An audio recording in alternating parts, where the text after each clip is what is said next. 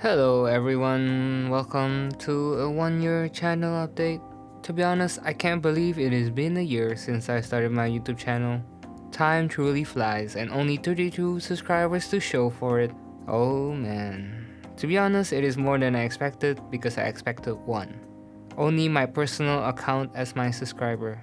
Because you only have yourself as your best supporter, right? The only reason I started this YouTube channel is like what my bio says. I'm sick and tired of the current gaming landscape. I just want to raise awareness towards bad or unethical business practices that gaming companies, not sometimes, not frequently, but always do. But at the same time, I don't have a content planner. I truly don't know what video I'll be making. I only know to make this video because I was checking out my first video and I realized that it was released on August 2024. And it also explains my name, IDKY, which stands for I don't know yet, for those who don't know. Because I really don't know what video on to make next. I go with the flow of things. The only thing anchoring me is that I need to make at least 2 videos a month. Taking into account that I have a full-time job, I initially wanted 1 video a week, but that would burn me out quick, so I started slow. Since I don't have that much subscribers, so I'm just gonna do a DIY Q&A session. What does it feel like to be a YouTuber? In the start, it feels kinda lonely because you don't have any audience yet, so no one to interact with. You don't really get feedback either, other than seeing that your video doesn't get views. It must be either it is not timely or it just plain suck. There are surprises with my Balatro video, which I don't know how it blew up to 1k views. It became my most watched video in the channel currently. I did that by accident because I thought I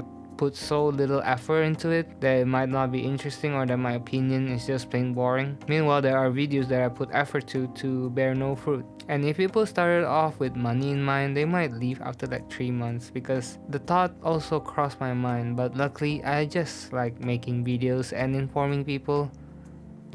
Just not to a lot of people, I guess. What is going on with my personal life? I'm 23 this year and still living with my parents, as there's nothing wrong with that, just stating a fact. Honestly, I don't know what I'm doing with my life. My career is like outer space, empty and dark, because I don't know where I am. I don't know where I am heading, what I want to do, what position I want to do for a living, don't know how to get there in quotation in life, and working just plain sucks. So it really doesn't help figuring it out. I guess YouTube is a way of coping. Especially with the current economic situation, I feel even more stuck in my own predicament. So if you are in your early 20s and feeling lost, trust me bud, you're not the only one. And I don't know why, but dating is the last thing on my mind because I can't take care nor finance myself. How about other people? And just overall, like everyone around me is shipping me with someone. They're not wrong, but just annoying because they never asked whether I wanted to start dating or not. Sometimes the thought of that